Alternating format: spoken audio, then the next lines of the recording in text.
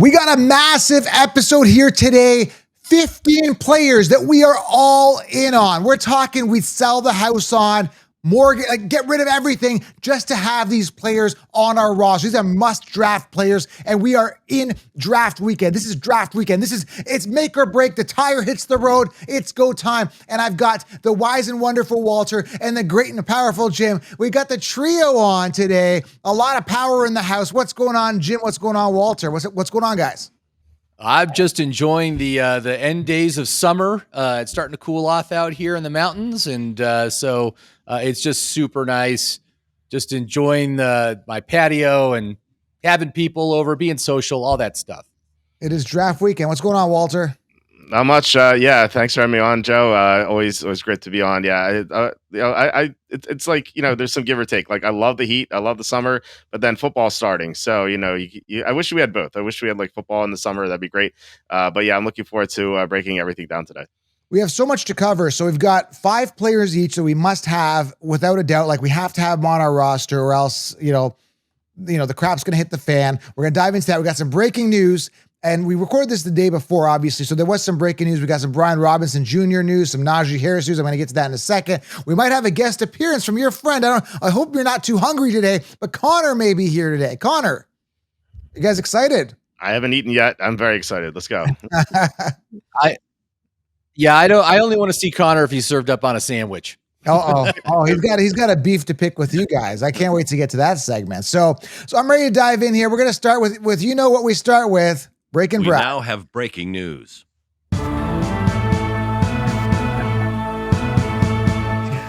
Here he is. It is with great urgency that we bring you these following messages. Jim, it's very urgent that we get these messages to you. So let's talk about this, guys. What do you guys think of this? Brian Robinson Jr., running back, Washington. We had JCM on the show, a.k.a. Bill, Krosky Merritt on the show. If you guys haven't seen that, go back a couple episodes. Things have now opened up for him. Brian Robinson Jr. now traded to the 49ers for a 6th-round pick. That's a bag of chips. An insult to injury. Apparently the Dolphins were interested, and they weren't even willing to give up a 5th-round pick. That shows you how bad Brian Robinson Jr. is, in my opinion. Oh, well, yeah. I mean, I think it's a great landing spot for him, actually, to go to San Francisco, because if anything happens to CMC, he could see some action. But I'm just perplexed at how his value has not dropped that much on the boards. He's still going at 94 on Underdog. I'm like, who is drafting this guy at 94? I don't get it at all. But I don't know. It's not bad. I got him on my dynasty team. I traded for him and Marvin Harrison this year. I thought he was going to be a great pick because I thought the Washington offense was going to be great. He gets some scoring opportunities, but that didn't happen. But I don't know. I think it's a good landing spot for him. Walter, what are your thoughts? Yeah, it makes sense. I mean, the Niners don't have much depth behind McCaffrey, and you can't trust McCaffrey to stay healthy. Like, he's played in only 48% of his games since 2021. So yeah, you need good backups. They have Garendo. I still think Garendo's the RB2 there, but Robinson should be the RB3 because they like all the other guys behind Garendo were injured, and so once McCaffrey goes down, it's inevitable. You need Garendo. You need someone else too. 6th-round pick is basically nothing. You might as well do it. I mean, he's had some good games. I'm not a big fan of him overall, but he could be a good depth player. So yeah, it makes sense for business. A couple other things. Adam Thielen has been inquired by the Minnesota Vikings, so it might be a reunion there. And this goes to that suspension, I believe, with the other guy, Addison, and Jefferson with that lingering hamstring. I mean, what kind of value? Like Thielen, you need some depth at wide receiver. That's what I'm thinking, right, Walter? Yeah, I mean, they had injuries not only with Jefferson, Naylor got hurt, and then Addison suspended for 3 games. So, like, if Jefferson can't go in week 1 with that hamstring, like, their starting receivers are like Ty Felton, and I don't even know who else. So it makes sense to get Adam Thielen. This is a Minnesota team that's moving. Like, they have a chance to win the Super Bowl this year. Their roster is awesome.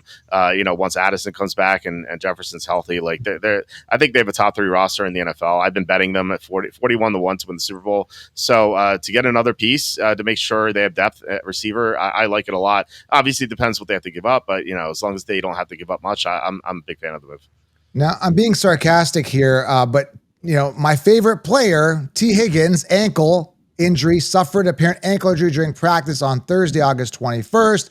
And, I don't know how serious that's going to be. But remember, this guy's paid. He's incentivized now. Like, he doesn't have to show up. He's making his millions of dollars. Jim, I don't know if you're a big fan of Higgins. I think you like him a little bit, don't you? Or not really? I'm not. No, I'm not interested at all in him. I've got 0 shares of him so far. And hey, I just like to add one thing to the prior talk about the trade. Tet McMillan. This is like good for Tet McMillan. That increases his value because there's less target competition in Carolina. So I like that for him. But yeah, I don't care about T. Higgins. So yeah, the T. Higgins man already showing signs of injury. I've got no stock in him. Jim, you don't like T. Higgins either, do you? No, I'm not interested at all in him, even when he's healthy. So round 2 to 3 is what the Conchiefs are recommending people draft him on. That's nuts. I don't get that at all. This is crazy here. And I've been telling you. And Jim, you and I have always been advocates of coaches lying. We don't trust those guys as far as we can throw them. But here, check this out. Los Angeles Chargers running back Najee Harris, remember his eye thing with the fireworks and all that, has no timetable set to return. When asked about his return date on August 21st, head coach Jim Harbaugh says, quote, "When Najee's ready to play, he'll be ready to play." That tells me, hold on, let me translate for you. Najee Harris is screwed. He's never playing again. Draft Omarion Hampton on all rosters. That's what I heard. I don't know if you guys hear the same thing. He lost depth perception in his eye. Like, I don't think he's going to play meaningful snaps ever again. He might get like some token carries at the end of some games, like late in the year or maybe next year. But I would never trust him to play again. Like, if you can't, he has no depth perception. How's he supposed to see holes he has to run through? It looks terrible for him. So I'm all over Omarion Hampton 3rd round. I think it's great value. So you can just forget about Harris at this point. Right, Jim? Forget about Harris, right? I agree. You don't like Harris at all either. All right, let's move on here. A couple of I like Harris, but I agree that Najee's not going to get any meaningful playing time this year. So I think it's done for him. Obviously, this was a very severe eye injury. Despite what everyone has been saying that it was just a minor injury, it's like, no, he's not even participating. He's like off on the side doing his own little thing. I'm like, this dude suffered a major injury. Eye injuries usually clear up after about a week, and this has been 2 months now. I mean, come on. This is a pretty big deal, and they've been downplaying it the whole summer. Yeah, it's pretty serious, man. All right, so one more thing I want to talk about. Your guy here, Jim, I think you got some stock, or you did last year in Dynasty. Jaden Reed, apparently he's dealing with something now. His foot did not participate on Thursday. Still walking around with a slight limp. That's not good. Yeah, he's been in a boot, right? I mean, I think he hasn't been in for most of training camp, and it's certainly not good. I've actually been, even though I'm not a huge fan of Matthew Golden, I've been taking him in a lot of leagues because I can get him in like the 6th round, and I think it looks like he appears to be like he'll be the number 1 receiver. I don't know how much value that is on Green Bay, but I like Golden. Yeah, talking about Matthew Golden here, Jim. The guy is doing really good in training camp. And now with these injuries to that entire offense, there could be something special there on a team that doesn't focus primarily on one wide receiver, right, Jim? I like him, Golden. Yeah, and I think we're going to see a lot more run first, more of what Green Bay did last year with the run first offense. A lot of Josh Jacobs usage. But yeah, like I said, I've been taking Matthew Golden in the 6th round in a lot of drafts because I just kind of like what he's offering on the upside, and he's got that 1st round draft capital. So I think he's going to be good. A couple other things, real note here. My guy, Trey Harris, I want to take full ownership on this. I was high on him months ago. Now he's dealing with some sort of undisclosed issue. I don't know what it is. He left practice early this week. Some tightness, according to Coach Harbaugh. I don't believe anything they're saying. I still believe in him. The Keenan Allen thing was a real buzzkill. I don't know how much volume he's going to get, but I know that adding Keenan Allen reassures me that Ladd McConkey's going to bust. So I think he's going to be a waste of a 2nd or 3rd round pick. Walter, what do you think of this, man? Trey Harris getting hurt. I mean, he wasn't the guy that regularly got hurt in college, I don't think. No, I think he had one injury, but it wasn't like a chronic thing. I like Keandre Lambert Smith a lot as like a late round guy. Like, if you're doing best ball, like 18th round, I'm usually taking him there. He has a lot of potential. He has downfield ability, and he looked good in the preseason. And once he scored the touchdown, Justin Herbert was overheard saying there's going to be more to come. He told that to Lambert Smith. So I think he's worth a late round flyer. And Harris, I was never like super high on Harris. I had him I know he went second round, but in my mock draft, I had him like fourth round or something. I actually had Lambert Smith going before Harris, so I thought he was a better prospect. So we'll see what happens. But I think Lambert Smith's someone to target if you're doing these best ball drafts late in the drafts. I still like Harris. I'm still in on him. I don't believe the Keenan Allen thing is real, just really annoying. Hopefully Keenan Allen goes away or something like that, but it's very, very frustrating. So that's it for latest news, unless something breaks in between now and when we release this. So that's it. Where are you breaking, Brad? We now have breaking news.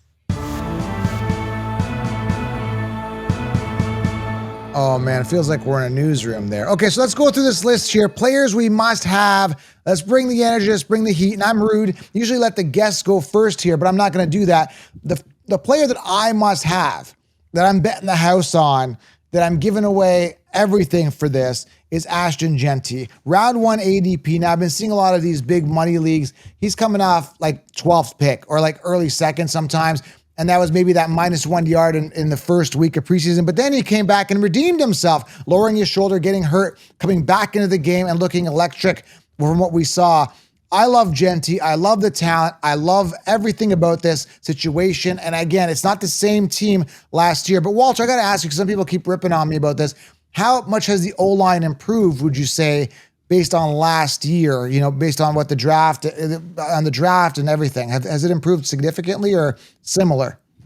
It's pretty similar to last year, which is not very good. I mean, they have Colton Miller at left tackle is really good.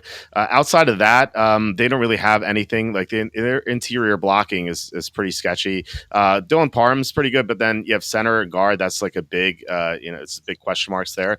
And then they have Glaze at right tackle, who's I think just okay. He has some potential. He was a third round rookie last year, so maybe he gets better. But if I were to rank this, this offensive line, it'd probably be in the 20s. It's not the worst, but it's not very good. So that's something that's going to be challenging for Genty, I think. Like 20% out of 100? Oh, no, like 1 to 32. Like 32 being the worst team. I would say like... Oh, okay. Yeah, I see what you're saying. I was thinking percentage for some reason. Okay, I got you. 20. Okay. Yeah. Not bad. Jim, what are you thinking? Are you in on Genty? Are you out on Genty? What are your feelings on him? Well, I mean, I do like him, and I like his talent profile, and I think that they will be a very run-heavy offense with Pete Carroll in there. So that's all good. I think he's going to get great usage. Just not sure how many scoring opportunities there's going to be on this offense. I don't consider the wide receivers particularly good. And they got Brock Bowers. That's good. But I feel that Genty is basically being drafted at his ceiling. Which is something that I don't like. I like to get someone that has more upside than that. But I think he's a fair pick at where he's going. For sure. I like him. I don't. It doesn't sound like Walter and Jim are going to go out and open their wallets and purchase a Raiders hat like I am. That doesn't sound like you guys are going to do that, are you? I have like 5% Genty in my best 175 leagues. Like I'm just not doing it. Yeah, if you want to do a Vegas trip, we go see a Raiders game and party in Vegas. I'm up for that. All right, speaking of Vegas, we're going to go far away from that. We're going to New England here with Jim's pick, Travion Henderson, who I absolutely love as well. And we were fighting. He threatened to fight me in a boxing match, Jim. He's like, I want Henderson. I'm like, I want Henderson. He's like, no, that's my must-have. I'm selling the house on him. So Henderson here, Travion Henderson. Now, round 3 to 4 ADP, we talked about this before. If you want him, I think you have to get him round 3. I just talked to some of my listeners. He was coming off in round 2 in a couple of leagues, man. Understandably so. I mean, he's a workhorse. Jim, why do you love Henderson? Well, I just really like the New England offense. I think there's some real upside there. And certainly Travion Henderson this whole preseason has been living up to the hype. He's been living up to the hype. His first touch was that 100-yard kick return for a touchdown. The dude's going to be involved in the passing game very heavily. I see him as like a Jahmyr Gibbs type of player. And I'm very excited about what this offense offers going forward. I wish I did not trade him in my dynasty league because I did have him, and that was part of the trade that brought me Marvin Harrison and Brian Robinson. So I feel a little disappointed that I traded him away, but I still have plenty of opportunities to get him in my other leagues, and I intend to pick him up. So when he goes off, you know, the listeners in the comments are gonna rip you for that one. He's like, "Oh, Jim got hosed." You know, Brian Robinson, Marvin Harrison for trivia. You're gonna get hosed now, I think, at the comments, Jim. Just a heads up. Well, you know, again, I do like having Harrison on my team, and I definitely need some youth and upside on my wide receiver core. But yeah, you know, it certainly that trade doesn't look as good now as it did when I did it, you know, a month and a half ago. So, okay, Walter, let's go to Walter's here. Bucky Irving. Tell us all about Bucky Irving here, man. Why do you love him so much?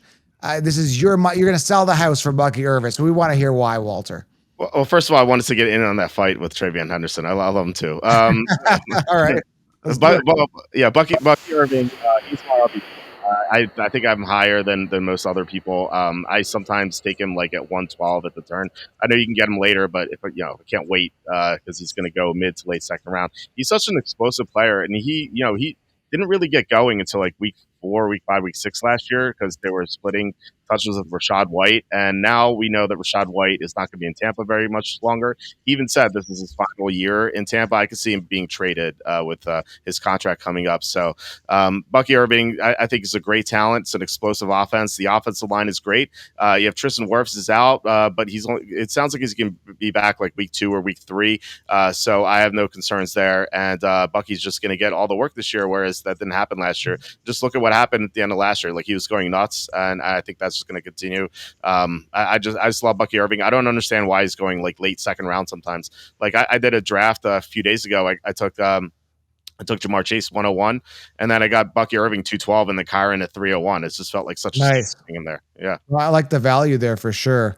But I like him. I think the offense, I will get to one of my picks there. That's also a Tampa Bay Buccaneer. I like this offense. This is an offense I'm excited about here. Speaking of excited, this is a guy I would definitely sell my house for. I'm all in, especially when we talked about prior to the show, the Najee Harris news. Omarion Hampton just looks better and better as we go.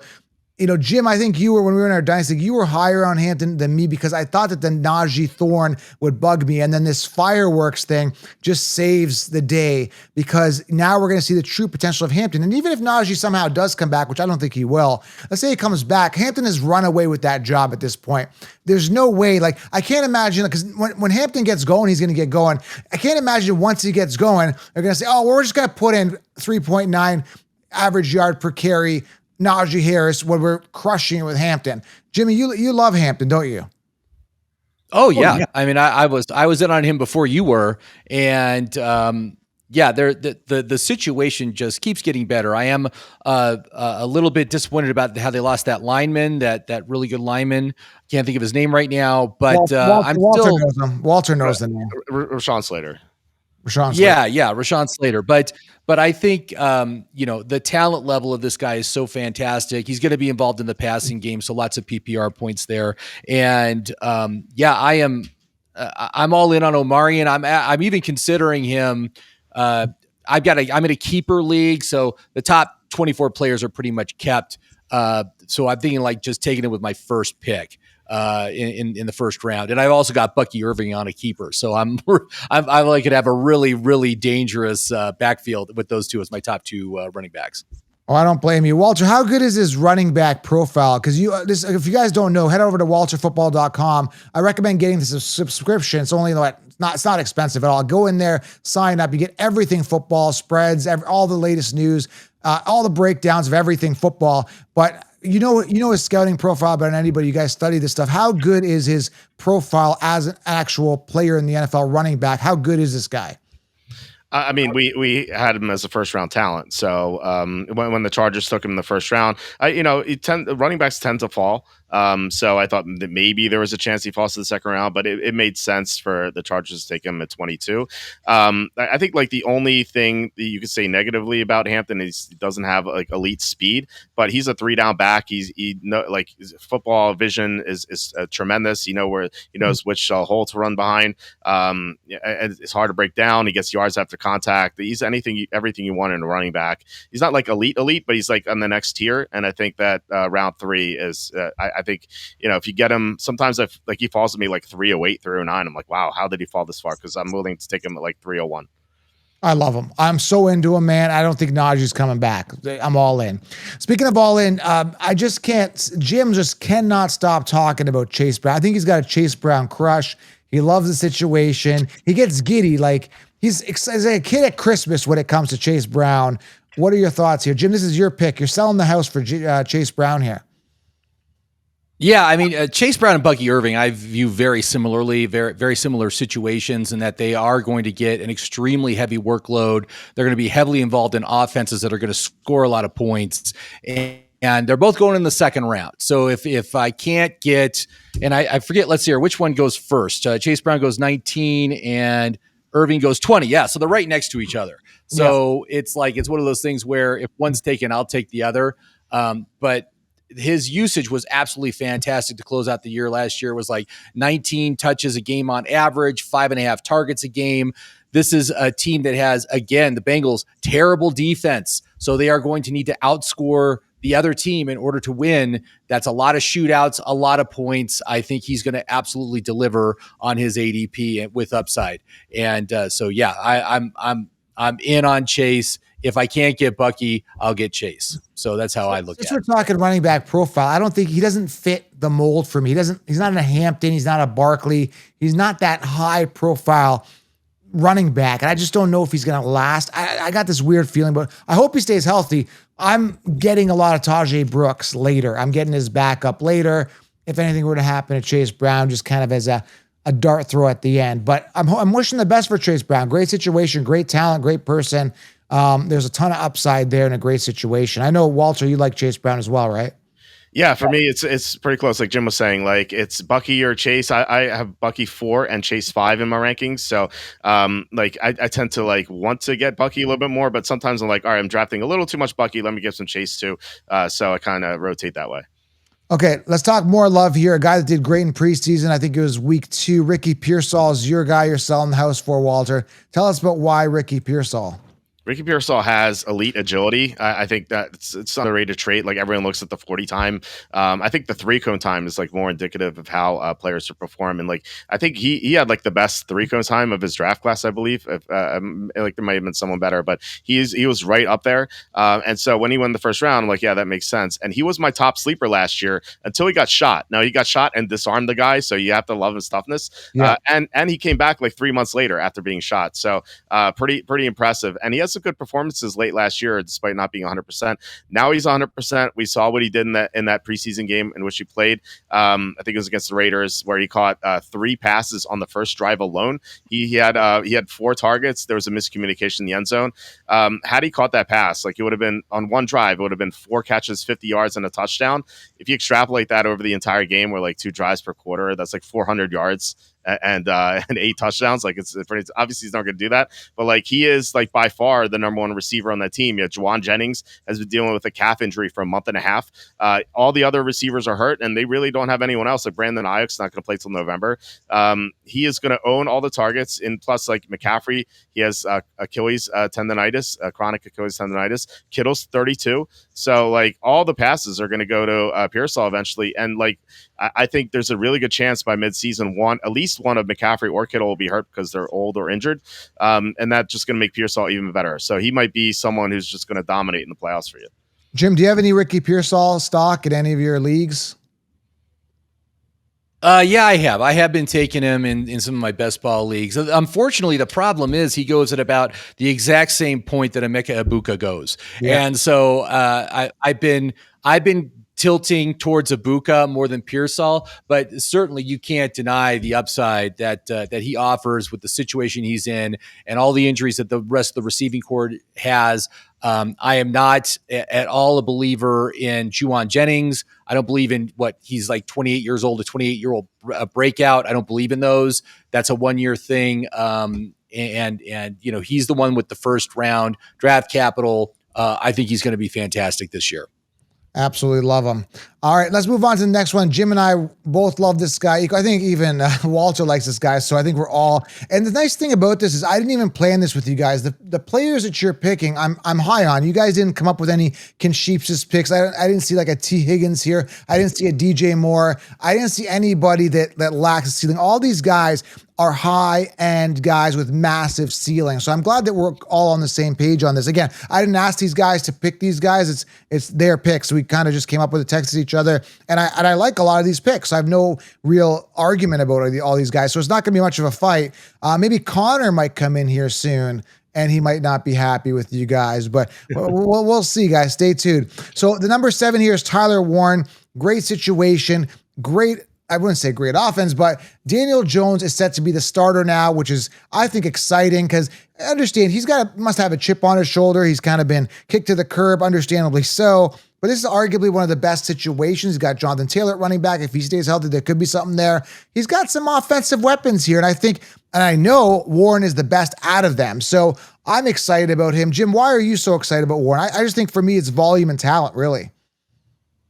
Well, I love where he's going on the draft board, first of all. And what we've seen over the past few years is that tight ends coming out of the college ranks are ready to go year one in the NFL, which is just extraordinary because that was never the case before about less than 5 years ago. But these guys are coming into the league. It was always the general consensus was always that it takes about 3 seasons for a tight end to figure it out because it's one of the most complicated positions to run on the offense. But these guys are coming in ready. And you look last year, Brock Bowers, number 1 tight end. Year before, Sam Laporta, number 1 tight end. And the fact that he's still going, Warren is going as like the tight end 8. I'm like, it's just such an incredible bargain. And certainly the upside is there that he can be the number 1 tight end this year. That's certainly in the realm of possibilities. And I'd absolutely be willing to take a chance on him above all the other mid-round tight ends that are out there. Like if you don't get one of the 3 elites, all those mid-round tight ends are so middling. I'm going to take the upside of Warren over Kelsey, over Njoku, over easily. Who else? Even Laporta, man. I'll take him over all those guys. I think he's going to be huge. I'm looking at the Concheapsis rankings, and I see him. I thought he was tight end 12 last I checked, give or take. Yeah. He's moved. Has he moved up? No. Tight end. Where is he on here? Tight end 11 on the Concheapsis rankings and half point right now. I'm looking at it. So I think he's being slept on, but if you want to draft him, you have to secure this guy on that 5-6 trend because he ain't coming back based on the money drafts I've done. So he's sitting top 10, but I like him more than Andrews. I like him more than Ingram, more than Njoku, more than Kelsey. Kelsey's number 6, which is crazy. And I've said this before, Warren is going to finish as the top fantasy football tight end because Bowers is just not in the same situation. He's not going to be the alpha anymore there. They got Dante Thornton. They got Genty. They got way more options to throw to. Look out, man. There's going to be a massive regression for Brock Bowers. Walter, you're loving Warren as well. Yeah, I love Warren. I miss the days I could draft him in round 9 in best ball. It used to be like round 6 Henderson, round 7 Pearsall, round 8 Ibuka, round 9 Warren. I used to draft like this all the time, and now you can't. I was drafting him around 7 a couple weeks ago. Now he's not even there.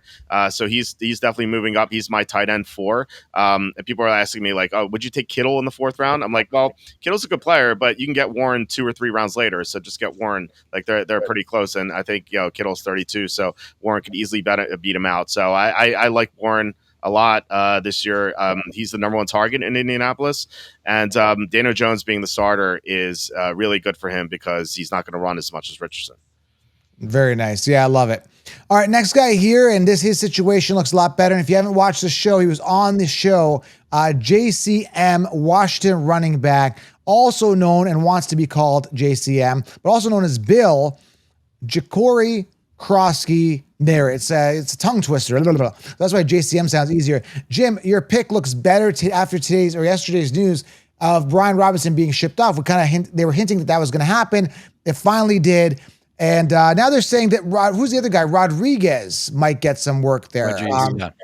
Rodriguez is going to get the goal line work, I'm hearing. So, but still, Brian Robinson being gone, they got Eckler and this Rodriguez guy. I think, man, JCM has got the ceiling here, high ceiling opportunity. Yeah, I mean, it's going to be a crowded backfield. We'll see how it shakes out once the season starts, but I do like the opportunities. They've given him 18 rush attempts through the first 2 weeks of preseason. That's very positive. He's gotten a touchdown out of it. And, he's going at around the 10th round. He's like a 10th round pick. And as far as a dice roll for a potential RB1 on a team with a good offense, that's a really nice price point for me. I've been taking him a lot in best ball in the 10th round. So I really like him there, although I do feel that that's probably right around his ceiling, but there is some potential upside if he gets the goal line roll. Again, the Rodriguez does cloud that a bit. We'll see how it shakes out once the season starts. Yeah. What do you think, Walter? Are you in on him? I saw him come off on FFPC in the main event, round 8. Is where he's coming off. And I understand a little bit of hype, but there could be a bit of a committee there. They got Nichols there. They got Chris Rodriguez. They got Eckler. And Daniels is going to run the ball himself, right? So when you hear about another running back like Chris Rodriguez coming to take that goal line work, I don't like the sound of that. But I mean, it's about talent rising to the top. How good draft profile are we looking at with a guy like JCM? I mean, he was a 0-star recruit, right? We talked about it on the show. And then he's basically telling me he's got a chip on his shoulder. Then he looked good in preseason week 2. Do we have a superstar here? Well, he didn't even play last year. He played one game and was ineligible. So I don't know why, but some sort of red shirt thing. But so we didn't really get to scout him this year. And we know that he's not much of a receiver out of the backfield. So hearing that Rodriguez is going to get the goal line carries is discouraging. But look, it's a long season. Rodriguez could get hurt or he could get benched. If he doesn't do well at the goal line, it could be JCM's turn to get the touchdowns. So I think if you take him round 8, I don't have too much of a problem with that. Someone asked me where's the highest you would take him. I said round 8, but ideally, round 10, like Jim was saying, I think that's a pretty good value for him. A week ago, Joe, I brought him up. He was going round 14 in best balls, just scooping him up every time. But yeah, I'm saying draft early. I can't emphasize that enough. Draft early if you do best ball because you get these monster teams. I don't even want to draft now because this team I could draft now is not nearly going to be as good as my former teams. But no, JCM, I think round 8 to 10. I think that's where you should take him. Jim and I always argue this, and I always found that drafting early, my teams always do better. And I understand injuries happens, but if you are, knock on wood, the players I typically draft don't get hurt as much because I'm really good at picking good players that avoiding injuries, regression players, like for example, Barkley, right? I'm not saying he's going to get hurt, but the probability of him getting hurt is high now because he had so much volume last year. So I'm going to fade Barkley. So I'm able to scout it out. But man, like you said, Walter, the drafts I've been doing, man, it's I got Emeka taken away from me round 5 because the draft a week before he was coming off round 8, 7 to 8. So I was ready to take Emeka at the 6-11 pick. I keep talking about this. Someone took him at the 5-10. So I'm like, okay, cool. Because Pearsall I could easily get at the 6-11. No, the same a-hole took Emeka and he take Pearsall. This is not a nice guy. Like you said, not a nice guy, Jim. Not a nice guy. Shame, shame, shame on that guy. Jimmy, I'm angry. What do I do? Punch a wall? What do I do? I hear you, man. But yeah, I mean, you're in those cutthroat, high stakes leagues. That's what's going to happen, man. You're going to get backstabbed every chance they get. So now, yeah, he's on everybody's radar, and especially the McMillan starting on IR. It's just such a Godwin. They need Emeka out there. It's just the guy's going to eat, man. The way that Baker throws. Man, it's going to be wild. And I think Bucky Irby's going to catch some balls too. I don't know if you saw that preseason catch in the end zone. He caught a ball. It looks like a receiver out there. Dude, I'm excited. So, all right, let's get to the next one here. I'm not as excited about this one. I see the talent. Walter, Travis Hunter, your guy. I don't know if the volume is going to be there. I think he had a little bit of an injury past couple of days. He's dealing with something. I think he's back. I don't know. I would focus on Brian Thomas as my wide receiver and put this guy at corner. Let him utilize his defensive skills. What do you think? Well, the bottom says round 4 or 5 ADP. I'm getting him like round 6, 7 right now. Okay. So I can see like 4 or 5 being too early, but like he's falling. He went like 704 in one of my best ball drafts the other day, and when I do mock drafts with my listeners on our live show, like he's sometimes going round 6. So I don't really understand that. Like they drafted him number 2 overall. Not only that, they gave up next year's first round pick to get him. So like they're going to utilize him a lot. Not only as a receiver, but like using him as a running back, as a receiver out of the backfield too. Like he's gonna do a lot there, and so I'm really excited to see it. And I talked about how like narratives, if you fade a popular narrative, like not just in football, in real life too, like you can do very well for yourself. And this is a narrative that is wrong. Like people expect him to play defense, and he will play some defense, but in the one preseason game he played all but one snap on offense. And then the next drive, when the defense took the field, he did not play a single snap defensively. I think he's going to play in sub packages. You might see like 25% snaps on defense or something. They go like nickel dime packages. Yeah, he takes the field. But I think in like the base packages, I don't think he's going to play very much. And so I think he's going to focus on offense in his first year. And I think Trevor Lawrence, he's going to be healthy. He's been banged up the last 2 years. I love Liam Cohen as a play caller. He's going to be very creative getting Hunter the ball. Hunter, I think, is going to have a monster year, and round 6, 7 feels like such a steal for him. Jim, what do you think here? Are you turned off of Brian Thomas Jr. since the acquisition of Hunter, or are you still on Brian Thomas Jr. like you're thinking he's going to finish as a top 5 receiver? Well, I don't know if he'll be top 5, but I think he is the wide receiver 1 on that team. And I am a believer in Travis Hunter, man. I mean, I'm going to show you. I got my CU cup right here. I have followed him all through college. CU is my team. The dude has a motor like no other. I mean, he is insane. He played like 90% of the snaps on Colorado last year. He did not come off the field. That's both offense and defense. He was on the field 90% of the time. He can do it. But you know, again, I do see him coming in as the number 2 receiver on this team. And so that is a little bit of a negative for me. The fact that it's Trevor Lawrence is also a bit of a negative for me. I don't think Trevor Lawrence is that good, but he's a great player. He is absolutely fantastic, and he's going to get you some interceptions this year. That's additional points in fantasy as well. So we'll see, and probably some defensive touchdowns. But I'm excited to see what he can do in the NFL. But he was just explosive in college. So just an amazing talent and an amazing player. So I'm excited to see what he can do, even if I don't take him for fantasy. All right, my next guy here, I was going to put a quarterback, and I just switched it right now because I thought we included this guy, but apparently I didn't have him on here on my list. But here he is, Emeka. I got to have him. And again, if you want to guarantee you get him, you might have to go round 4, depending on where you're drafting from. Situation is primed. Talent is amazing. You saw the catch in preseason. Polished route runner, top prospects. He's one of the most polished. And Jim, Walter, maybe you could back me up here.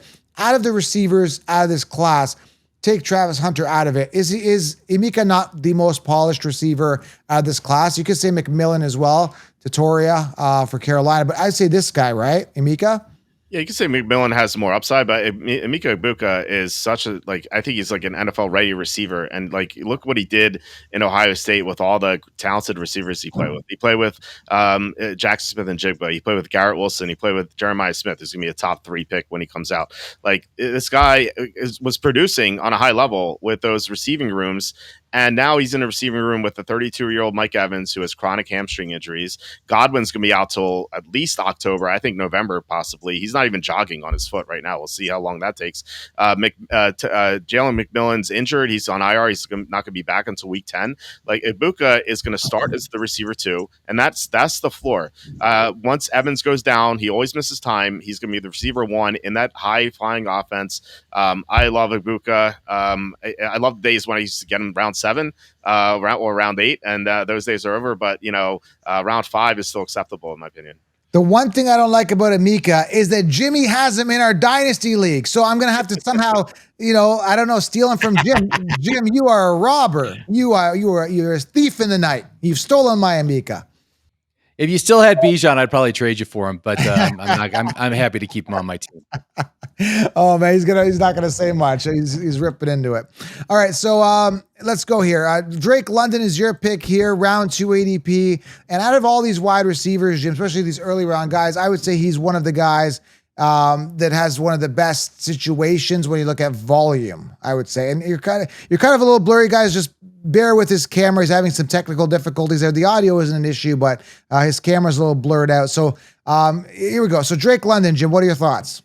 Yeah, I mean, again, when I'm looking at the wide receiver 1 group this year, guys going off in the first and the second round, I want a guy with upside. I want a guy that has the potential to be the number 1 receiver at the end of the year. And for me this year, that player is Drake London. It is a contract year for him. Last year, he was number 3 in targets. He got 158 targets. I just think that the Atlanta offense is going to be excellent this year. They're going to be involved in a ton of shootouts because the defense isn't very good. The whole NFC South, I think, is just going to be a points fest because none of those teams have a good defense. But like I said, I really like Penix. I think Penix is a sleeper QB2 that has a potential QB1 upside. And I'm excited to see what happens here. But I think Drake can do it. I think Drake can be the wide receiver 1 this year on his contract year, just like Jamar Chase was last year and CeeDee Lamb was the year before. It's Drake's year, and he's going to do it. So I'm willing to bet on that and take him in as many leagues as I can. Walter, your next pick here, Zach Charbonnet. What are your thoughts here? You love him. Obviously, Walker's still the starter. I don't think Walker's going to survive the season. Already dealing with some injuries already. Zach Charbonnet, am I right here, round 8 to 9 ADP, give or take? Where is he coming off, and why do you love him so much? Yeah, I used to be able to get him around 9. I feel like he's there's some hype with him, but not too much hype. Like he's gone to round 8. I still think it's too late. I think he's better than Kenneth Walker. And I agree with you. I don't think Walker's going to survive for one reason or another. So he tends to get injured a lot, and he's soft. I think you agree with that, Joe. Like he just like he gets a little banged up. He's out for like 3 weeks. Like that's what happens with Walker. Also, it's his contract year. So given that Seattle's not really going to go anywhere, they might be a 500 team again. At the trade deadline, they might just trade Walker because why would they keep him? Like I said, his contract's expiring. They have Charbonnet, who, in my opinion, is better, and Halani, the third-string running back, looked pretty good. So if Walker is traded or injured, you're going to have Charbonnet, who had so many explosive games last year when Walker was out, and even when Walker's playing, they're running 2 running back personnel in training camp. Like I think Tampa kind of made that a trend because they ran that last year with Bucky and White. You see a couple of other teams are doing that now, and Seattle's one of them. So Charbonnet is going to get some work even when Walker plays. And I like what they did to improve the run blocking. They drafted a guard in the first round. Gray Zabel should be pretty good. And then in the late rounds, they drafted Robbie Oots, the tight end fullback. He's a monster blocker. Like he's going to open up huge lanes for Charbonnet and Walker. But yeah, when Charbonnet takes over full time at some point this year, he's going to be a league winner for you. Good value there. Definitely good value. He did look good in that preseason game, running up the middle for a touchdown. The speed's there. And again, this is what I hate. I hate when there's good running backs who come in, be 3-down workhorse backs, and they're buried on the depth chart behind somebody else who isn't even probably as good as them. So Zach Charbonnet, huge opportunity, Walt's pick. I'm going to go to my next guy here. We'll rip through the last 3, all 3 wide receivers, great value wide receivers here down the stretch to wrap this up here. If you haven't gotten the 16-round drafts, we should make sure you guys secure the solution. I've linked it below. Sleepers, breakouts, optimal players, grab 16 rounds. It's draft weekend. You got to draft with it, okay? Grab it below or thefantasyfootballcounselor.com. All right, so Pat Bryant's the guy I like. I'm not sold at Cortland Sutton's being an alpha wide receiver 1, and then now they got rid of Devon Veely's off to the Saints, which means they believe in Pat Bryant. Pat Bryant looked graceful in that second preseason game. Dude, I'm so excited about this kid. He was on the show. I'm going to actually do a re-release of all of the interviews I had, put it out there probably this weekend or sometime during the week this week. But great interview with him. He's young. He's hungry. He's got that swagger. There's something about this guy. He looks like a star. He's a star, man. He carries himself. I put round 12 ADP, but he can come off a little bit after that. I'm just saying if you want to secure him. And here's the deal, right? It goes back to like that year Jim and I used to talk, like Nico Collins and Dell, the year CJ Stroud was a rookie, right? Like they were coming off like super late, right? Everyone's kind of sleeping on Pat Bryant. They're sleeping on the receivers that you guys are going to mention next. And because, they're rookies and they kind of just, they're rookies, but they're in a position, you're getting a wide receiver 2, potentially even a wide receiver 1 super late, right? Instead of spending a round 2 on T. Higgins. Does that make sense? I don't know. Jim, what do you think of Pat Bryant and the Broncos this year? Yeah, I got to say, when I hear a name like Pat Bryant, I just think this is a guy that should have been playing football in the 70s, right? I mean, it's just that kind of a name. But yeah, I mean, he had an impressive game, 6 receptions for 91 yards. And I haven't really done a lot of research on him, but I got to say, it's certainly his price point, ADP 184, right at the end of your draft. Just take it with one of your last picks. An easy player to get. And if he turns into someone like a Puka, right? I mean, like Puka, remember he was on his rookie year, he was going in about this range and he blew up and became a wide receiver 1 immediately. But it certainly is very promising. And, at this point in the draft, you're just doing dart throws. And I think he's definitely someone that needs to be on my radar a little bit more for these upcoming drafts that I got happening this next week. So yeah, for sure. From a situational point of view, from me scouting out good players, from my gut feeling, from talent level, I can see all that. But from a scouting profile, Walter, how good is Pat Bryant? I mean, he went in the 3rd round. He has really good size. He's a tough receiver. He's going to get like the contested catches. The concern with him is that he didn't run a fast 40, but like, who cares? Like Jerry Rice ran a slow 40. It doesn't matter. And I said before, it's all about the agility score, not the 40 time, which is like glorified. Pat Bryant looked great in that preseason game. And he's one of the late round guys I'm looking at. I like my guy a little bit more, but and I know you like him as well, Joe, but Pat Bryant is like, if I'm taking my guy in like round 13, 14, I'm trying to get Pat Bryant in like round 15, 16 to get like 2 high upside receivers late in the draft. Love it. Love it. Next guy here is kind of in a crowded receiving core. I like him. I got him in one league here. Let me take Pat Bryant up. Is Torrey Horton, Seattle, Jim's pick. He's been tearing up training camp from what I'm hearing, Jim. So why do you like Torrey Horton so much? Well, we were talking about Travis Hunter earlier, and Torrey Horton goes to Colorado State, who played Colorado in 2024, and this dude lit up the Colorado defense and shut down Travis Hunter. Travis Hunter played most of that game. I think he went out with an injury partway through, but his stats were 16 catches for 133 yards and a touchdown. Just insane. He was like catching every ball that was being thrown his way. And I look at the Seattle offense, and yeah, JSN is the lead receiver. That's great. But Cooper Kupp, I've got zero faith in this year. He's just an old, aging wide receiver. These guys just fade out. And truthfully, Cooper Kupp should move into the slot and let Torrey Horton be the number 2 receiver. We'll see if that happens during the course of the year. But again, great price point, ADP 177, and he is fast. He is really good. Even if he didn't come from a top 1A school, I believe in this guy, and I have been targeting him in tons of drafts so far. So I believe in the upside that he offers. Stash away. And last one here that Walter and I absolutely love is Dante Thornton, who also on the show as well. Super nice guy. I've been DMing him, wishing him the best. He really appreciates my support and Council Nation support, but we're all in on him, and he's going to be targeted a lot. I was hearing in training camp a couple days ago, airing it out to him constantly. I think there was 3 passes to him. One was overthrown, one was dropped, and one went in for a touchdown. And in the preseason, we saw Geno Smith shoot for him twice. So Thornton's the real deal, 4.3 speed. Walter, why do you love this guy? I was so happy that he didn't catch those passes in the preseason because ADP would have skyrocketed, So I'm still happy we can get him in the 13th, 14th round. He's going to be a monster this year. And, I say this a lot. Charlie Campbell is the most accurate mock drafter in the world. Part of that is because he has all these sources. He has 2 higher up Raider sources, not scouts, so like guys and he asked them individually after Thornton, and I asked him to do so. After Thornton was running with the first team, I'm like, is this legit? Like, is Thornton as good as he looks or as good as we hear? And he heard independently from both people, they thought Thornton was the real deal and he was going to be the number 1 receiver for the Raiders this year. Not Jacoby Myers, Thornton was going to be the number one receiver.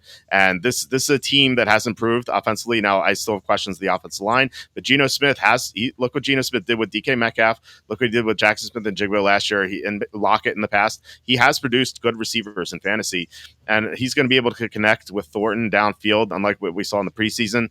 I think Thornton's going to have a monster year, and like we're talking about who could be the next Puka. I think Pat Bryant is a good candidate, but I think Thornton, I think, is my favorite to do so. I'm so excited about him, man. Jim, I don't think you have any Thornton stock, do you? I don't. I have not heard too much, but someone's got to emerge as a receiver on this Raiders team. So, someone's got to emerge. Why not Dante? And again, super cheap, 162 ADP. That's great. Yeah, absolutely. So there you have it, guys. What an episode. That was a lot of information. If you guys are new to the channel, subscribe, thumbs up, grab 16 rounds. We're going to try to bring Jimmy on again before the season starts, try to get him in. Walter is becoming on regularly. Head on over to walterfootball.com, go create an account, get all the information at the tip of your fingers or wherever, right? However you want to say it. Yeah, in front of your screen. You guys get it. All right, and grab the 16 round draft solution. I've linked it below. I'm ready, guys. Season's here. Are you guys pumped up or what? I'm excited.